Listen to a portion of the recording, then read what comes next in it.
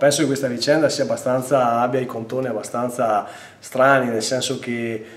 come abbiamo potuto assistere appunto durante il Consiglio Comunale ci sono varie situazioni un po' di confusione generale. È una vicenda che parte da lontano, ma al tempo stesso ha subito un'accelerazione in questo ultimo anno, e se prima appunto aveva dei connotati, poi ne ha presi altri.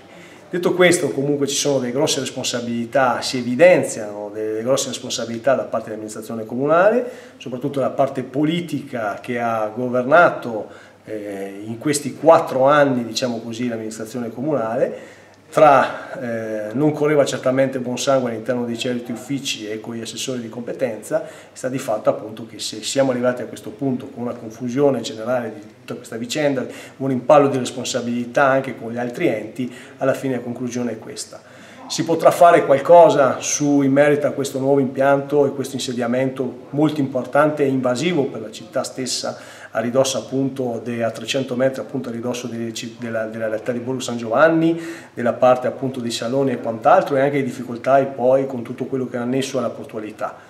Non si sa, e si potrà vedere soltanto se l'amministrazione comunale riuscirà appunto a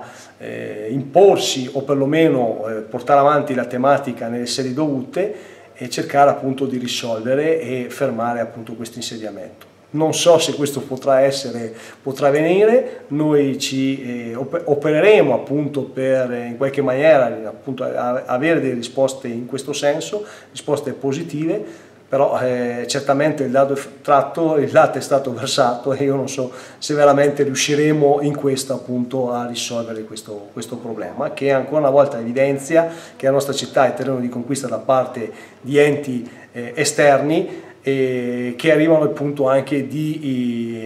proporre appunto queste strutture, questi insediamenti che possono essere anche pericolosi per la nostra città.